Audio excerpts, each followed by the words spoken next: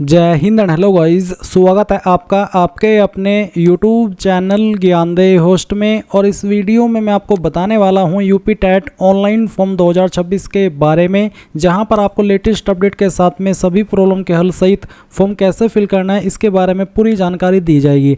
And guys, जो आपके सामने इश्यूज़ आ रहे हैं कि हम कैसे अपने बीएड के सब्जेक्ट भरे, या फिर अगर हम बीएड अपियरिंग है तो हमें कैसे अपने सब्जेक्ट फिल करने हैं और कैसे हमें अपनी अन्य जानकारी भरनी है। इसके अलावा अगर आप डीएलएड या फिर कह लीजिए बीटीसी वाले कैंडिडेट है तो आपको कैसे सब्जेक्ट की जानकारी भरनी है, अगर आप अपियरिंग है तो कैसे भरना है उसके बारे में बताया जाएगा। डिक्लेरेशन आपको कैसे लिखना है वो आप यहाँ पर अभी वीडियो में देख सकते हैं।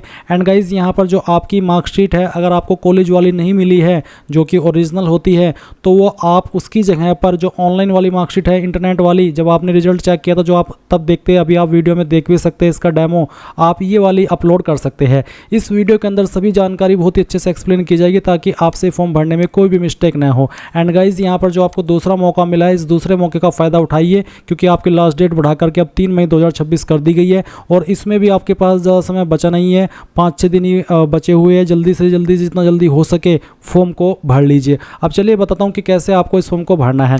गाइज, यहाँ पर मैं आपको बता दूँ, अगर आप इसमें गवर्नमेंट टीचर है और ये फॉर्म भर रहे हैं तो आपके लिए एक अलग से ऑप्शन ऐड किया गया है जो कि आप देख सकते हैं, जहाँ पर आपसे पूछा जाएगा क्वालिफिकेशन के सेक्शन में कि क्या आप तत्कालीन शासन देश के अनुसार 12वीं योग्यता के आधार पर शिक्षक है। अगर है तो आप यहाँ पर यस करके इसमें जो आपका मानव संपदा HRMS कोड है वो डालेंगे और फिर आपको सिर्फ 10वीं और 12वीं की जानकारी भरना ही कंपलसरी है। आप ग्रेजुएट एंड जो आपकी बीटीसी या फिर बीएड की जानकारी है वो भरना अनिवार्य नहीं है। अगर आपके पास है तो आप उसको भर सकते हैं, बट वो अनिवार्य नहीं है। एंड गाइज, अगर आप नहीं हैं तो आप इसमें नो कर देंगे और नो करने के बाद में जो जानकारी नॉर्मल कैंडिडेट को भरनी पड़ती है वो जानकारी आप यहाँ पर भरेंगे। इसके अलावा अगर आप फर्स्ट ईयर कैंडिडेट है तो कैसे आपको क्वालिफिकेशन की जानकारी भरनी है वो भी आपको बताया जाएगा इस वीडियो में आगे चल के।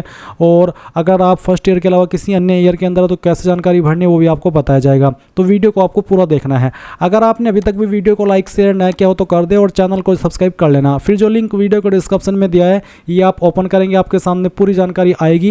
एंड गाइज, यहाँ पर फीस की अगर बात करें तो जनरल OBC EWS के लिए 1000 है और SC ST के लिए 500 और PH दिव्यांग के लिए 300। ये पर पेपर फीस है। अगर आप दोनों पेपर पर अप्लाई करेंगे तो प्लस उतना ही अमाउंट यहाँ पर ऐड हो जाएगा।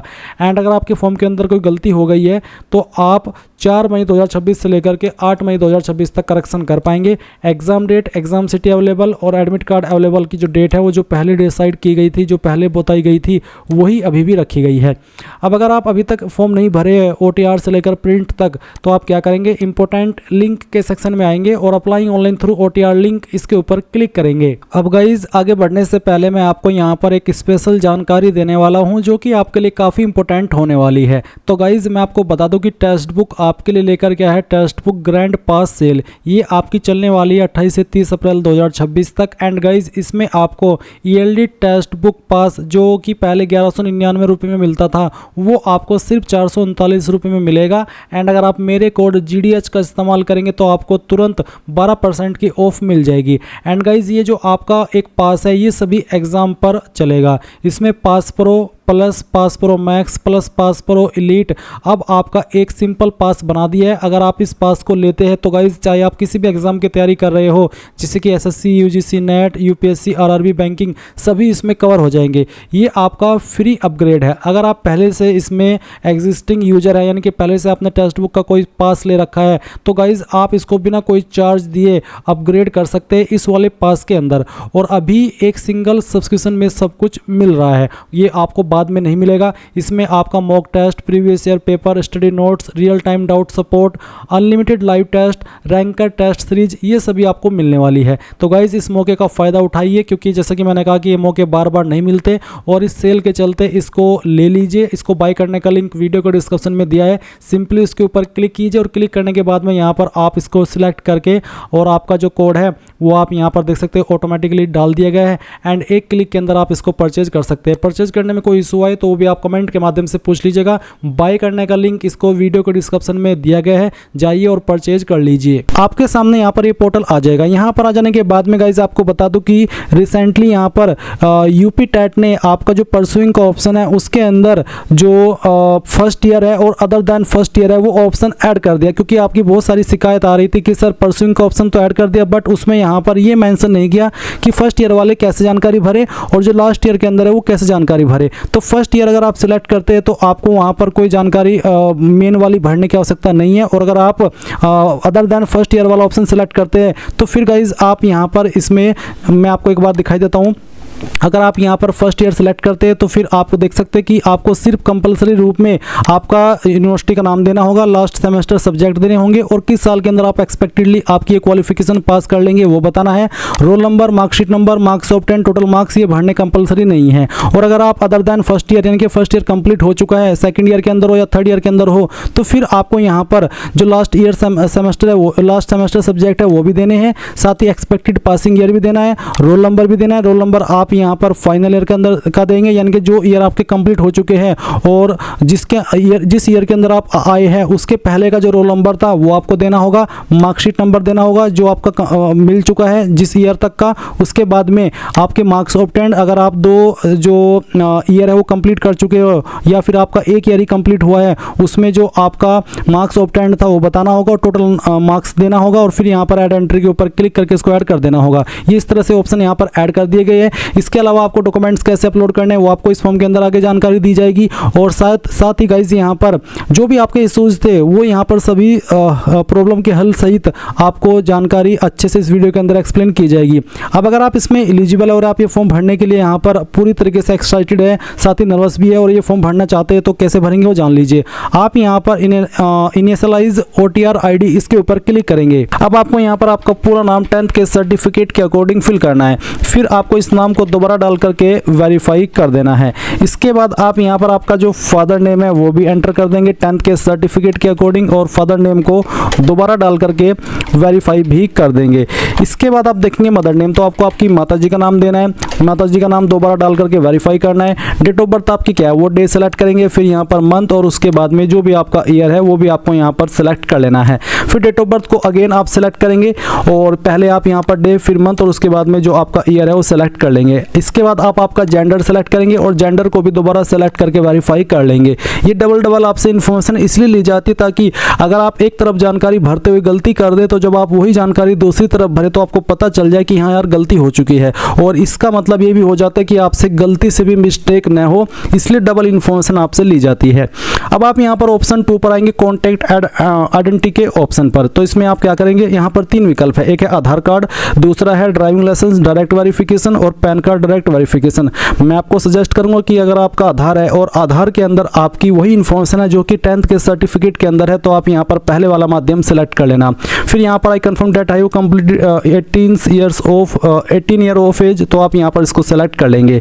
इसके बाद गाइज यहाँ पर आपको अपना 12 डिजिट का जो आधार नंबर है वो डालना है और वेरीफाई वाया आधार OTP इसके ऊपर क्लिक करना है। अब जैसे ही आपको OTP मिल जाए जो कि आपको आएगा उस नंबर पर जो कि आपने आधार के साथ में लिंक किया हुआ है, तो OTP मिलने के बाद आप डालिए और सबमिट कर दीजिए। आपका यहाँ पर जो आधार वेरिफिकेशन हो जाएगा। इसमें यहाँ पर मेरे सामने एक इशू है जैसे कि eKYC validation failed, full name does not match identity records, father name does not match identity records, यानी कि अगर आपकी जो इन्फॉर्मेशन आपने 10th के अकॉर्डिंग यहाँ पर भरी है वो और जो आपका आधार है उसके अंदर जो इन्फॉर्मेशन है वो अलग अलग है, तो कुछ इस तरह का आपको एक एरर देखने को मिलेगा। अब आप यहाँ पर जब नीचे की तरफ आएंगे तो आपको जो मिसमैच डिटेल है आपकी आधार की और आपकी 10th के सर्टिफिकेट की वो कौन कौन सी है वो यहाँ पर मेंशन होगी। साथ ही साथ आपको एक विकल्प देखने को मिलेगा जहां पर आपको बोला कि I hereby declare to proceed with the filled information instead of the ID detail, यानी कि जो इन्फॉर्मेशन मैंने भरी है 10th के सर्टिफिकेट की मैं उसी से आगे बढ़ना चाहता हूँ, ना कि मेरी जो ID के अंदर डिटेल है उससे। तो यहाँ पर आप आप इस माध्यम का इस्तेमाल करके भी आगे बढ़ सकते हैं। एंड गाइज अगर आप आपके 10th के सर्टिफिकेट की इन्फॉर्मेशन और जो आपकी आधार की इन्फॉर्मेशन है उसको एक कराना चाहते हैं तो वो भी आप करा सकते हैं। अगर आप नहीं भी कराएंगे, आपकी अलग अलग इन्फॉर्मेशन है, तो भी कोई इशू वाली बात नहीं है, क्योंकि अगर इशू वाली बात होती तो यहाँ पर आपको पहले ही बोल दिया जाता है कि ये करना कंपलसरी है, दोनों इन्फॉर्मेशन सेम होना कंपलसरी है, बट ऐसा कुछ नहीं बोला है, तो इसलिए आपको चिंता करने की कोई भी आवश्यकता नहीं है। अब आप यहाँ पर क्या करेंगे, अपना मोबाइल नंबर डालेंगे जो कि आप रजिस्टर करना चाहते हैं और फिर सेंड ओटीपी के ऊपर क्लिक करेंगे। आपके नंबर के ऊपर ओटीपी जाएगा जो कि आप यहाँ पर डाल करके वेरीफाई करेंगे। इसके बाद सेम तरीके से आप ईमेल आईडी डालेंगे, सेंड ओटीपी करेंगे, आपकी ईमेल के ऊपर ओटीपी जाएगा, वो भी आपको यहाँ पर डाल करके वेरीफाई कर देना है। तो यहाँ पर गाइज मैंने मोबाइल नंबर और ईमेल आईडी अपना वेरीफाई कर लिया है। जैसे आप ये दोनों वेरीफाई कर लेंगे तो आपके सामने लाइव फोटो आइडेंटिटी वेरिफिकेशन का जो विकल्प है वो एक्टिवेट हो जाएगा। आपको जनरेट वेरिफिकेशन क्यूआर कोड इसके ऊपर क्लिक करना है। इसके ऊपर क्लिक करने के बाद आप यहाँ पर देखेंगे कि आपका जो लाइव फोटो आइडेंटिटी वेरिफिकेशन है वो आप अपने मोबाइल से भी कर सकते हैं। मोबाइल से करने के लिए आपको अपने फोन से इस क्यूआर कोड को स्कैन करना होगा और फिर जो आपको स्टेप्स फॉलो करने को बोले जा रहे हैं, बेसिकली आपको एक लाइव फोटो कैप्चर करना है। एंड अगर आप मोबाइल से नहीं करना चाहते तो आप यहाँ पर यूज कैमरा इंस्टीट्यूट इसके ऊपर क्लिक करके अपने जो कंप्यूटर है उससे भी कर सकते हैं। मैं यहाँ पर इसको इस्तेमाल करता हूँ। चलिए यहाँ पर हम इसको ऑन कर देते हैं अपने कैमरा को। जैसे कैमरा ऑन हो जाए तो आप कैप्चर फोटो इसके ऊपर क्लिक करेंगे। कैप्चर फोटो होने के बाद आप देखेंगे अगर आपको लगता है कि फोटो सही आ रहा है तो अच्छी बात है, और अगर आप यहाँ पर इसमें दोबारा रीटेक लेना चाहते तो आप वो भी ले सकते हैं। आपको यहाँ पर ये भी बोला है कि this photograph will be used on your admit card and application form, यानी कि यही फोटो आपका एडमिट कार्ड के ऊपर आएगा और यही आपका एप्लीकेशन फॉर्म में आएगा। तो आप यहाँ पर सेव वेरीफाइड फोटो इसके ऊपर क्लिक करेंगे। इसके बाद गाइज आप यहाँ पर नीचे सेट सिक्योरिटी क्रेडेंशियल देखेंगे। इसमें आपको यहाँ पर एक पासवर्ड बनाना है। पासवर्ड आपका कम से कम 8 कैरेक्टर का हो। तो आपका पासवर्ड कैसा, उसका आप एग्जांपल देख लीजिए। पासवर्ड के अंदर इंग्लिश का कैपिटल लेटर कम से कम 1, स्मॉल लेटर कम से कम 1, स्पेशल कैरेक्टर, साथ ही डिजिट, कुछ इस तरह का पासवर्ड आपको बनाना है और उस पासवर्ड को दोबारा डाल करके वेरीफाई करना है। फिर आप एक सिक्योरिटी क्वेश्चन सेलेक्ट कर लेंगे। ये सिक्योरिटी क्वेश्चन आपको तब काम आता है जब आप आपका पासवर्ड भूल जाते हैं और आप उसको रिकवर करते हैं, तो उस समय आपको इस सिक्योरिटी क्वेश्चन को सिलेक्ट करके यही वाला आंसर देना होता है जो कि आप यहाँ पर अभी अपनी मर्जी से बना रहे हैं। इसके बाद गाइज आप ये ह्यूमन वेरिफिकेशन जो भी आएगा यहाँ पर आपको डाल देना है और उसके बाद सभी जानकारी चेक करते हुए रजिस्टर्ड एंड प्रोसीड नेक्स्ट इसके ऊपर क्लिक करना है। नाउ गाइज आपके सामने यहाँ पर कुछ ऐसा इंटरफेस आएगा जैसे कि आप वीडियो में देख सकते हैं। गाइज यहाँ पर आपने जो इन्फॉर्मेशन अभी भरी है, कुछ इन्फॉर्मेशन आपको यहाँ पर दिखाई दे रही है और कुछ इन्फॉर्मेशन अभी आप यहाँ पर भरेंगे। जैसे कि एक सवाल है कि आधार लिंक्ड मोबाइल नंबर, वो ना मोबाइल नंबर यहाँ पर आपको देना होगा जो कि आपका आधार के साथ में लिंक है। इसके बाद में कोई अन्य नंबर आप देना चाहते तो आप telephone number with STD code में दे सकते हैं, नहीं तो आप चाहे तो इस ऑप्शन को खाली छोड़ सकते हैं। नेशनलिटी में आपका इंडियन ही रहेगा। मैरिटल स्टेटस क्या है, अनमैरिड हो, मैरिड हो, विडोड या फिर डाइवोर्स्ड, जो भी आपका स्टेटस है वो आप सेलेक्ट कर लीजिएगा। फिर प्लेस ऑफ बर्थ आपको बताना होगा, यानी कि आप कौन सी स्टेट के निवासी है, कौन सी स्टेट में आपका जन्म हुआ है, वो स्टेट आपको सेलेक्ट कर लेनी है। विजिबल आइडेंटिफिकेशन मार्क, आपकी बॉडी के ऊपर ऐसा निशान जिससे आपकी बॉडी की पहचान होती है। ये निशान आपकी बॉडी के ऊपर जलने का हो सकता है, कटने का हो सकता है या कोई बर्थ मार्क हो सकता है। तो जो भी निशान है वो आप यहाँ पर लिख दीजिएगा। उसके बाद आप नीचे देखेंगे कैटेगरी एंड स्पेशल रिजर्वेशन, तो आपकी जो भी कास्ट कैटेगरी है वो आप सेलेक्ट करेंगे। अगर आप अनरिजर्व्ड यानी कि जनरल है तो आपके सामने कोई अतिरिक्त ऑप्शन नहीं आएगा, बट अगर आप ओबीसी है तो आपके सामने एक ऑप्शन आएगा जहां पर पूछेगी क्या आप ओबीसी क्रीमी लेयर है, नॉन क्रीमी लेयर है। अब आपका सवाल होगा कि हमें कैसे पता चलेगा कि हम क्रीमी लेयर में आते हैं नॉन क्रीमी लेयर में। तो गाइज जो आपका कास्ट सर्टिफिकेट है जो कि आपका होना ही चाहिए, बना होना चाहिए, उस कास्ट सर्टिफिकेट में मेंशन होता है कि आपकी कास्ट क्रीमी लेयर में आती है या फिर नॉन क्रीमी लेयर में। और ये जो कास्ट सर्टिफिकेट है वो स्टेट का बना होना चाहिए क्योंकि ये स्टेट गवर्नमेंट की वैकेंसी है या फिर कह लीजिए कि स्टेट गवर्नमेंट का फॉर्म है। तो अगर आप क्रीमी लेयर है तो आपके सामने कोई ऑप्शन नहीं आएगा। अगर आप नॉन क्रीमी लेयर है, आपने सर्टिफिकेट चेक किया और उसमें नॉन क्रीमी लेयर लिखा है तो आप नॉन क्रीमी लेयर सेलेक्ट करेंगे। फिर आपको यहाँ पर कैटेगरी सर्टिफिकेट नंबर देना है। अब ये कहाँ पर मेंशन होता है चलिए मैं उसके बारे में बताता हूँ। मेरे पास एक यहाँ पर कास्ट सर्टिफिकेट है स्टेट का, तो चलिए मैं इसी से आपको डिटेल्स एक्सप्लेन करने वाला हूँ ताकि आपको अच्छे से बता सकूँ कि कहाँ पर आपको क्या जानकारी भरनी है। तो एक कास्ट सर्टिफिकेट है, इसमें यहाँ पर प्रमाण पत्र क्रमांक दिया है, आप देख सकते हैं लेफ्ट साइड में प्रमाण पत्र क्रमांक है। इसमें आपको क्या करना है, प्रमाण पत्र क्रमांक जो है वो कैटेगरी सर्टिफिकेट नंबर के सेक्शन में भरना है। फिर सर्टिफिकेट इशू डेट, यानी कि सर्टिफिकेट कब जारी हुआ है, तो आप देख सकते हैं जारी दिनांक के सामने एक डेट लिखी है, जो भी डेट वहाँ पर लिखी है वो डेट आप यहाँ पर सेलेक्ट कर लेना। उसके बाद इशूइंग अथॉरिटी, किसने इसको जारी किया है, ये जनरली सर्टिफिकेट तहसीलदार के के द्वारा जारी होता है। बट ऐसा भी नहीं है कि कंपल्सरीली तहसीलदार इसको जारी करता है, कई जगह पर नायब तहसीलदार, सीओ, मजिस्ट्रेट, इन पोस्ट के अधिकारी द्वारा भी जारी हो जाता है। तो आपको ये कैसे चेक करना है कि मेरा सर्टिफिकेट कौन सी अथॉरिटी ने जारी किया है, तो आपको सर्टिफिकेट देखना है और यहाँ पर राइट साइड में जो सक्षम अधिकारी लिखा है और स्लैश के बाद में यहाँ पर एक पोस्ट लिखी है, जैसे कि यहाँ पर लिखा है तहसीलदार, यानी कि ये वाला सर्टिफिकेट तहसीलदार ने ही जारी किया है। अगर सक्षम अधिकारी के बाद में कोई और पोस्ट यहाँ पर लिखी हुई है तो वही पोस्ट आपको यहाँ पर इश्यूइंग अथॉरिटी के अंदर भरनी होगी। अब आता है स्टेट ऑफ इश्यूइंग, तो ये जारी हुआ है उत्तर प्रदेश के द्वारा, तो यहाँ पर मैं उत्तर प्रदेश लिख दूंगा। एंड गाइज, अगर आपकी कैटेगरी ओबीसी से न होकर के एससी या फिर एसटी है तो भी आपके सामने इसी प्रकार का इंटरफेस आएगा, जहाँ पर आपको कैटेगरी सर्टिफिकेट नंबर देना होगा और वो सर्टिफिकेट नंबर इसी प्रकार से आपको यहाँ पर मिल जाएगा। ओबीसी का भी सर्टिफिकेट कास्ट का ऐसा ही होता है और एससी एसटी का भी ऐसा ही होता है देखने में। तो यहीं पर आपको कैटेगरी सर्टिफिकेट नंबर मिलेगा। उसके बाद में किस डेट में इशू है वो डेट आप सिलेक्ट कर लेंगे। एंड गाइज, यहाँ पर आपको फिर इश्यूइंग अथॉरिटी के अंदर बताना होगा कि कौन सी पोस्ट के द्वारा इसको जारी किया गया है। इसके बाद यहाँ पर आपसे एक सवाल पूछा कि क्या आप डिफरेंटली एबल्ड यानी कि फिजिकली हैंडीकैप है, अगर है तो यस करने पर आपको डिसेबिलिटी टाइप सेलेक्ट करना होगा और आपकी डिसेबिलिटी परसेंटेज कितनी है वो भी बताना होगा। और do you require a scribe, यानी कि आपको लिखने में प्रॉब्लम है और आप उसके लिए एक स्क्राइब यानी कि ऐसा बंदा चाहिए जो आपके बिहाफ पर एग्जाम लिखे, तो अगर हाँ तो यस, नहीं तो आप यहाँ पर नो करेंगे। और अगर यस करते तो आपको बताना होगा स्क्राइब का नेम और स्क्राइब का आधार नंबर, अगर नहीं तो नो कर देंगे। उसके बाद में पीडब्ल्यूडी वेरिफिकेशन टाइप बताना होगा, यूडीआईडी नंबर या फिर सर्टिफिकेट नंबर, किस माध्यम से आप वेरिफिकेशन कराना चाहते हैं पीडब्ल्यूडी का। एंड अगर आप विकलांग नहीं है तो आप इसमें नो कर देंगे, आपके सामने कोई अतिरिक्त ऑप्शन नहीं आएगा। अब आता है स्पेशल रिजर्वेशन, तो अगर आप डिपेंडेंट फ्रीडम फाइटर है आप इसको सेलेक्ट करेंगे, अगर आप आर्मी सर्विसमैन है तो आप सेकंड ऑप्शन सेलेक्ट करेंगे, अगर आप नहीं है तो आप नन के ऊपर क्लिक कर देंगे। अब आपको आयुष्मान के अंदर अगर छूट चाहिए तो आप यस करेंगे। यस करने पर कौन सी कैटेगरी के तहत आपको छूट चाहिए वो आपको सेलेक्ट करना है, जैसे कि एससी एसटी ओबीसी या फिर एक्स सर्विसमैन या पीडब्ल्यूडी।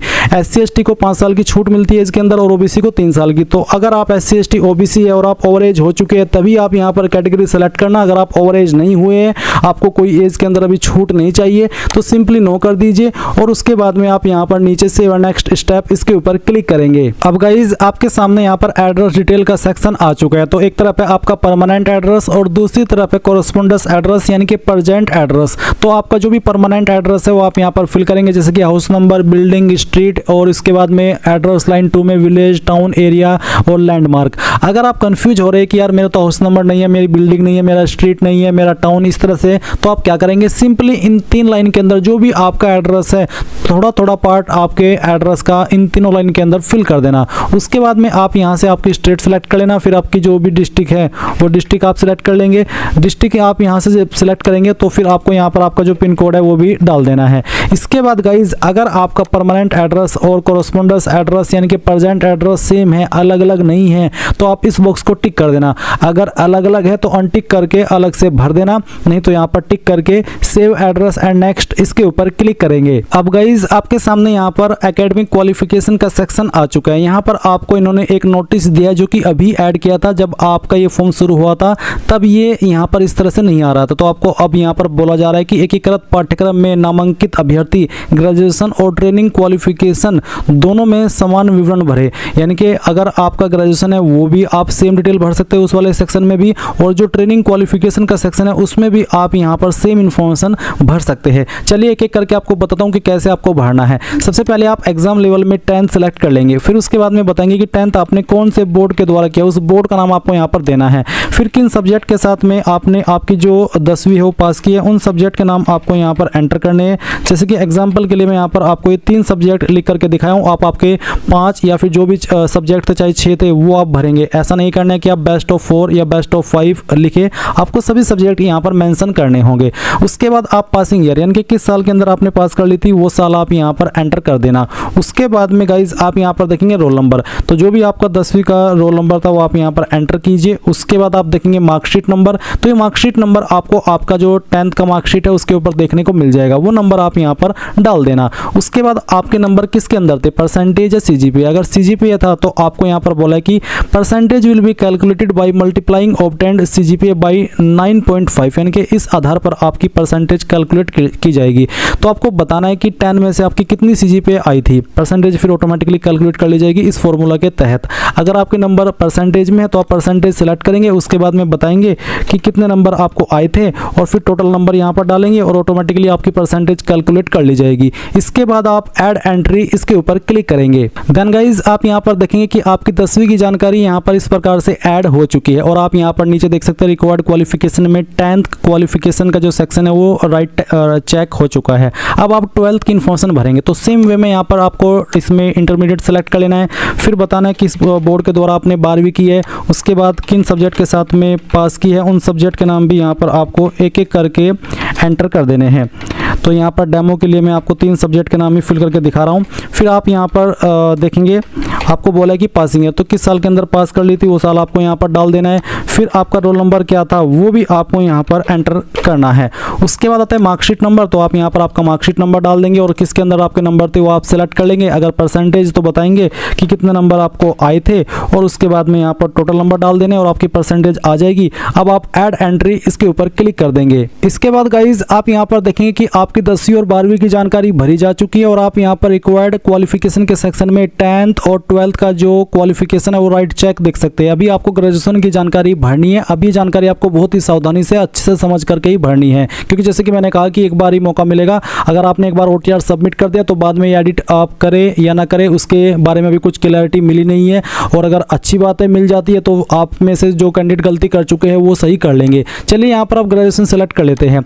अब आपने यहाँ पर ग्रेजुएशन सेलेक्ट कर लिया। ग्रेजुएशन सेलेक्ट करने के बाद आपके सामने यहाँ पर ये परसुइंग का ऑप्शन आ रहा है, हमने इसको टिक कर दिया। अब ये टिक करने के बाद में यहाँ पर ऑप्शन आ रहा है फर्स्ट ईयर या फिर अदर देन फर्स्ट ईयर। पहले यहाँ पर ये जो first year and other than first year का ऑप्शन है वो नहीं आ रहा था। बहुत सारे कैंडिडेट परेशान हो रहे थे, वो ये सोच रहे थे कि मैं अगर फर्स्ट ईयर के अंदर हूँ तो मैं कैसे जानकारी भरूँ और अगर मैं अदर देन फर्स्ट ईयर हूँ तो मैं कैसे जानकारी भरूँ, वो कंफ्यूज हो रहे थे। तो गाइज उन्हीं कैंडिडेट को लेकर के ये जो ऑप्शन है वो यहाँ पर ऐड किया गया है। अब यहाँ पर अगर आप फर्स्ट ईयर के अंदर है तो आप बता सकते हैं कि मैं फर्स्ट ईयर के अंदर हूँ, क्योंकि गाइज पहले यहाँ पर अदर देन फर्स्ट ईयर का ऑप्शन नहीं था, सिर्फ यहाँ पर परसुइंग का ऑप्शन था। ऐसे में यहाँ पर आपसे जो रोल नंबर है, मार्कशीट नंबर है, ऑब्टेन्ड मार्क्स है, टोटल मार्क्स है, ये सब मांगा जा रहा था। तो कैंडिडेट बोल रहे थे कि सर मैं तो अभी फर्स्ट ईयर के अंदर ही हूँ, तो मेरा तो कोई एग्जाम नहीं हुआ, मेरे पास कोई रोल नंबर नहीं है, कोई मार्कशीट नंबर नहीं है, कोई टोटल नंबर नहीं है जो मुझे मिले हैं, तो ऐसे में मैं क्या करूँ। अब आप यहाँ पर बता सकते हैं कि मैं फर्स्ट ईयर के अंदर हूँ और अगर आप फर्स्ट ईयर सेलेक्ट करते तो फिर यहाँ पर आपको जो कंपलसरी रूप में जानकारी भरनी है वो अपनी यूनिवर्सिटी का नाम देना है जहाँ से आप कर रहे हैं आपकी क्वालिफिकेशन,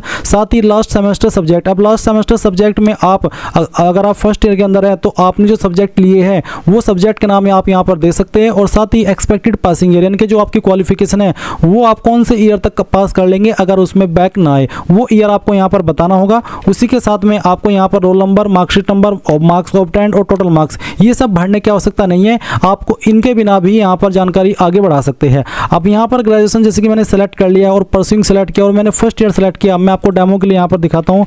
मान लीजिए मेरे पास यहाँ पर ग्रेजुएशन में हिंदी था, फिर यहाँ पर मैं इंग्लिश लिख देता हूँ। ये मैं डेमो के लिए फिल करके दिखा रहा हूँ। आप आपके जो सेमेस्टर के सब्जेक्ट है वही एंटर करना। उसके बाद मैं यहाँ पर देख सकते हैं एक्सपेक्टेड ईयर भरा हूँ और बाकी कोई जानकारी नहीं भरा और मैं यहाँ पर ऐड एंट्री के ऊपर क्लिक करता हूँ। सॉरी, अभी यहाँ पर मैं यूनिवर्सिटी का नाम एंटर नहीं कर पाया। चलिए मैं इसको भी एंटर कर देता हूँ। ये हमने एंटर किया, उसके बाद में मैंने ऐड एंट्री इसके ऊपर क्लिक कर दिया। तो देख लीजिए जानकारी ऐड हो चुकी है और लीगल वे में हुई है। ऐसा नहीं है कि हमने गलती कर दी है, बिल्कुल जो हमें यूपी टेट ने ऑप्शन दिए हैं और जो हमारे पास इन्फॉर्मेशन है उसके अकॉर्डिंग हमने ये जानकारी भरी है, जो कि हमने यहाँ पर इस तरह से भर करके ऐड कर दी है। अब मान लीजिए आपको जो ग्रेजुएशन की जानकारी है वो अपनी अदर देन फर्स्ट ईयर से भरनी है। तो चलिए मैं यहाँ पर जो इसमें ग्रेजुएशन है वो ऑप्शन सेलेक्ट कर लेता हूँ।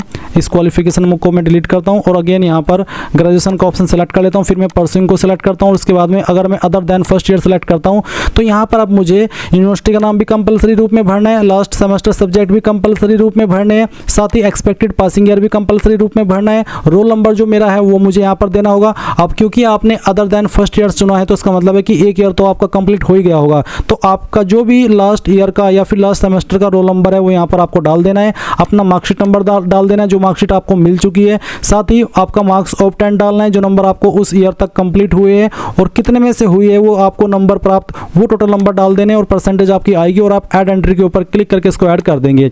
एंड गाइज अगर आपकी ग्रेजुएशन बिल्कुल कंप्लीट है तो आप परसुइंग को हटा देना और उसके बाद में यहाँ पर आपका जो क्वालिफिकेशन है जो आपने की है, जिस यूनिवर्सिटी से की है उसका नाम आपको यहाँ पर एंटर कर देना है। उसके बाद आप यहाँ पर जो आपके सब्जेक्ट थे वो आप एंटर करेंगे। जैसे कि मान लीजिए मैंने बीए की है तो मैं यहाँ पर जो बीए के सब्जेक्ट है वो एंटर कर देता हूँ। उसके बाद में यहाँ पर मैंने किस साल के अंदर पास कर ली थी वो साल मैं यहाँ पर सेलेक्ट कर लूँगा। आपको भी यहाँ पर इसी प्रकार से ये जानकारी भरनी है। तो चलिए हम यहाँ पर इसको भर देते हैं। फिर यहाँ पर आपका फाइनल ईयर का रोल नंबर क्या था वो आप डाल देंगे, मार्कशीट नंबर आप यहाँ पर डाल देंगे, फिर कितने नंबर आपको आए थे वो यहाँ पर आप डालेंगे। ये मैं डेमो के लिए भर रहा हूँ, आप आपके रियल सभी ईयर के नंबर यहाँ पर डालना और फिर उसके बाद में टोटल नंबर यहाँ पर डाल देना और ऐड एंट्री के ऊपर क्लिक करेंगे तो ये जानकारी आपकी यहाँ पर ऐड हो जाएगी इस तरह से, जैसे कि आप देख सकते हैं।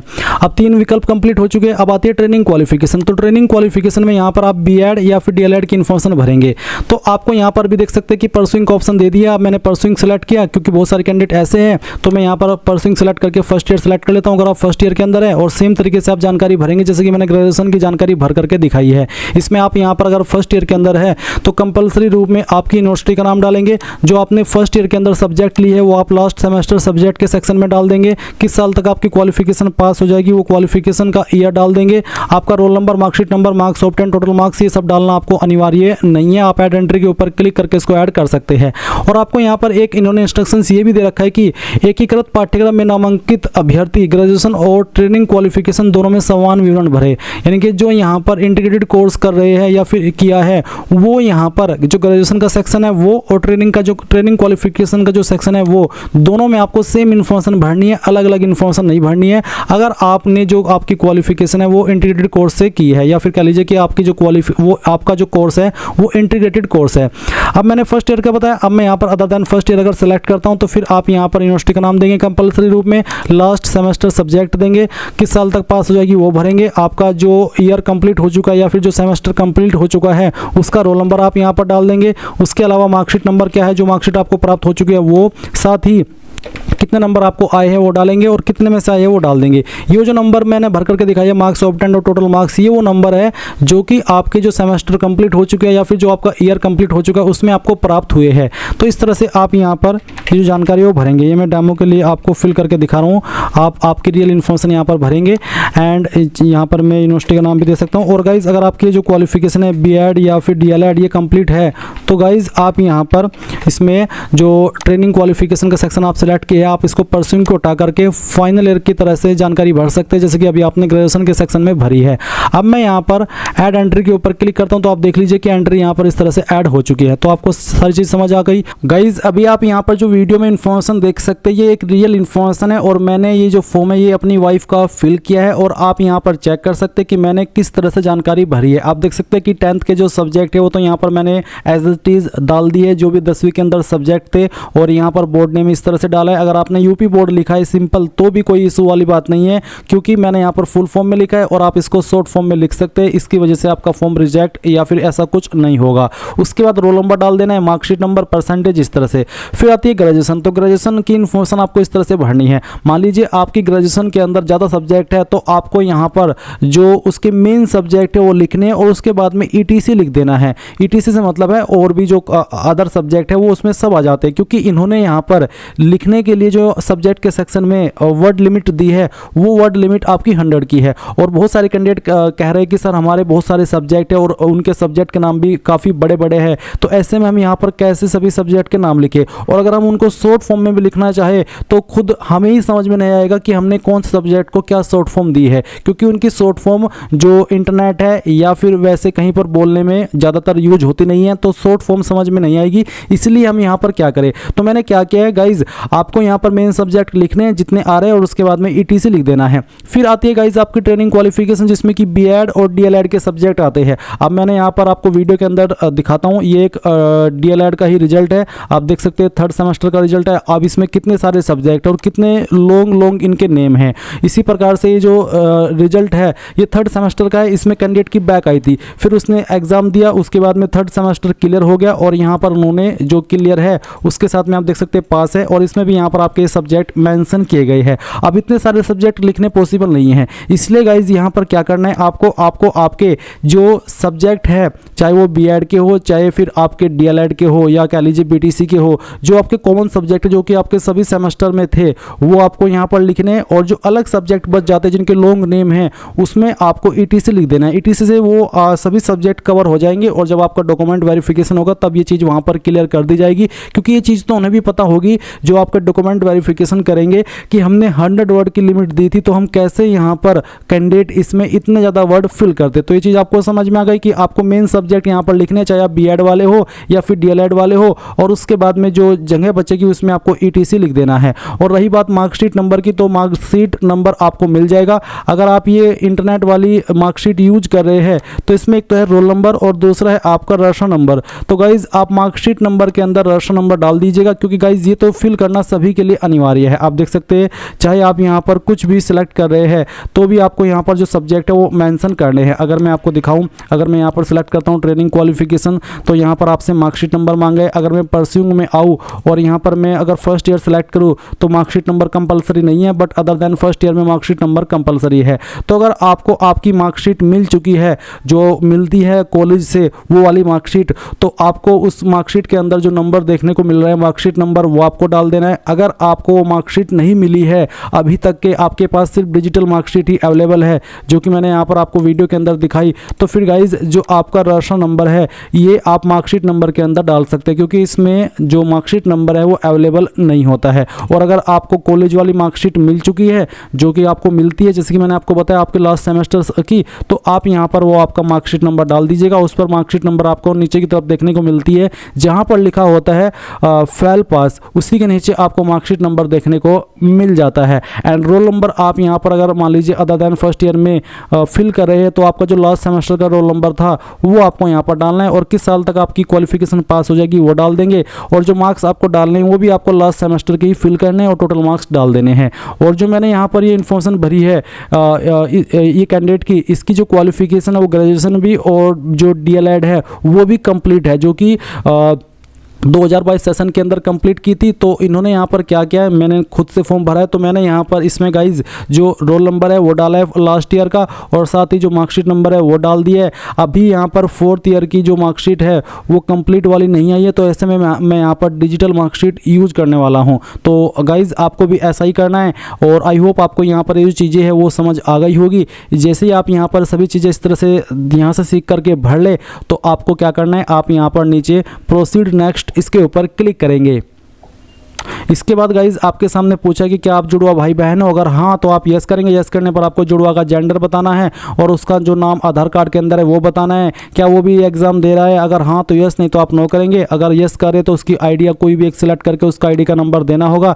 नहीं है आप जुड़वा भाई बहन तो आप नो कर दीजिए और सेव एंड नेक्स्ट स्टेप इसके ऊपर क्लिक कीजिए। अब आपको यहाँ पर आपका पासपोर्ट फोटोग्राफ और जो सिग्नेचर है वो अपलोड करना है।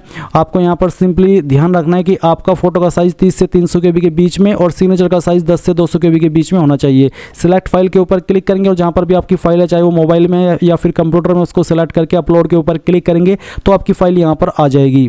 इसके बाद यहाँ पर आप देखेंगे फोटो आइडेंटिटी प्रूफ, इसमें आपको कोई एक आईडी सेलेक्ट कर लेनी है, जो भी आईडी यहाँ पर विकल्प में आपको देखने को मिले, और फिर आपका 10th का मार्कशीट अपलोड करना है। अगर आपका 10th का मार्कशीट इमेज में है तो आप उसको PDF में कैसे बनाएंगे जान लीजिए।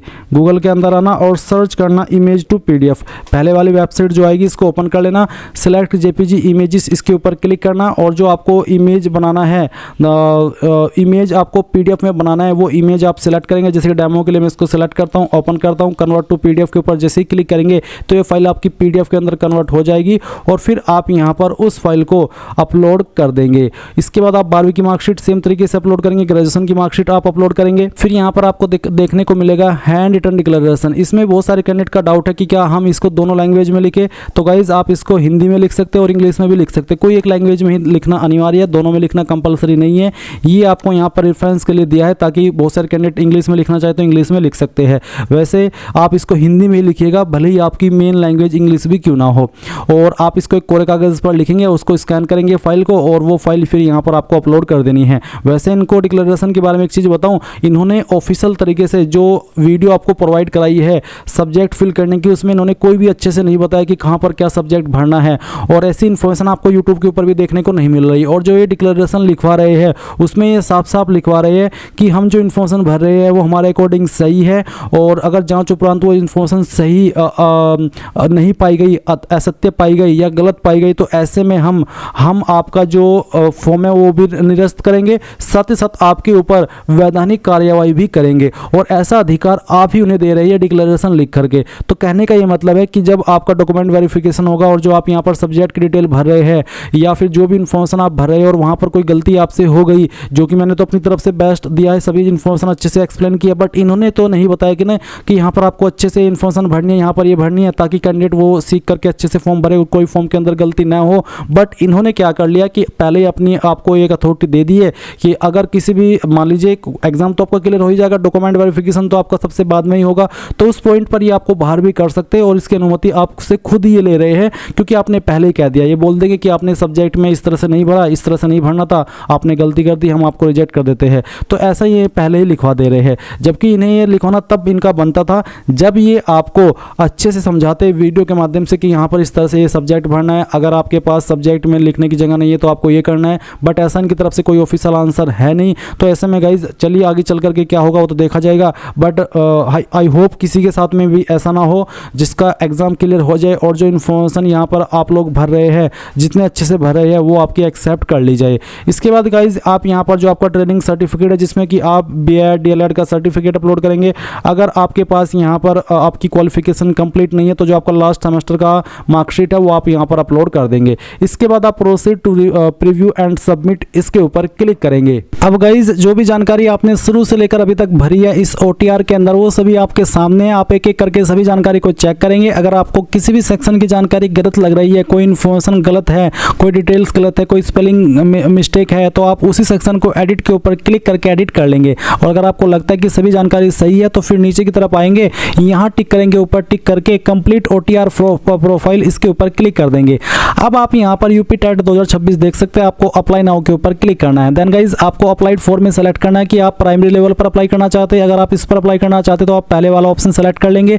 फिर आपको यहाँ पर पूछा है कि are you working as a government teacher, क्या आप एक गवर्नमेंट टीचर के रूप में काम कर रहे हैं। अगर हाँ तो यस करने पर फिर आपको उसकी इन्फॉर्मेशन देनी होगी, जैसे कि प्राइमरी है या फिर अपर प्राइमरी, साथ ही ऑर्गेनाइजेशन यानी कि स्कूल का नाम, date of joining, date of retirement और मानव संपदा यानी कि HRMS कोड बताना होगा। नहीं कर रहे हैं तो नो कर दीजिए। उसके बाद आपके सामने क्वालिफिकेशन के विकल्प आएंगे, जिन क्वालिफिकेशन से आप प्राइमरी लेवल पर अप्लाई करने के लिए एलिजिबल हो रहे हैं। जैसे कि यहाँ पर है कि स्नातक परीक्षा उत्तीर्ण तथा दूरस्थ शिक्षा विधि से प्रशिक्षित या फिर स्नातक शिक्षा मित्रों का दिवसीय BTC में प्रविष्ट, अध्ययनरत अथवा उत्तीर्ण। तो अगर आपके पास इनमें से कोई सा भी है, कोई भी क्वालिफिकेशन आपके पास है, वही आप सेलेक्ट कर लेंगे। एंड उसके बाद में आपको यहाँ पर नीचे अपनी यूनिवर्सिटी का नाम बताना होगा कि कहाँ से आपने क्वालिफिकेशन की है। फिर क्वालिफिकेशन स्टेटस बताना होगा कि आपने पास कर लिया, अगर पास तो आपको डेट ऑफ ग्रेजुएशन या फिर मार्कशीट बतानी होगी। परसुइंग है तो आपको एक्सपेक्टेड डेट बतानी है कि कब तक आप इसको कंप्लीट कर लेंगे। साथ ही फर्स्ट लैंग्वेज हिंदी में अनिवार्य है और सेकंड लैंग्वेज आप यहाँ पर सेलेक्ट कर लेंगे अपनी चॉइस से। अगर गाइज आप यहाँ पर पेपर 2 पर अप्लाई करना चाहते तो आपको यहाँ पर जो सब्जेक्ट ग्रुप है पेपर 2 का वो सेलेक्ट करना होगा। उसके बाद यहाँ पर आपको सेम तरीके से विकल्प में से बताना होगा कि आपके पास इनमें से कौन सी क्वालिफिकेशन जिससे कि आप इस पोस्ट पर अप्लाई कर रहे हैं या फिर इस एग्जाम के लिए अप्लाई कर रहे हैं। एंड गाइज अगर आप दोनों पर अप्लाई करना चाहते तो आप बोथ सेलेक्ट कर लेंगे। फिर आपको यहाँ पर बताना होगा एक एक करके कि कौन सी क्वालिफिकेशन से आप अप्लाई करने के लिए एलिजिबल हो रहे हैं। तो चलिए यहाँ पर कोई भी इनमें से आपके पास जो क्वालिफिकेशन है वो आप सेलेक्ट कर लीजिए। फिर आपको यहाँ पर आपकी यूनिवर्सिटी का नाम बताना होगा या फिर आपके कॉलेज का नाम जहाँ से आपने आपकी जो क्वालिफिकेशन है वो की है।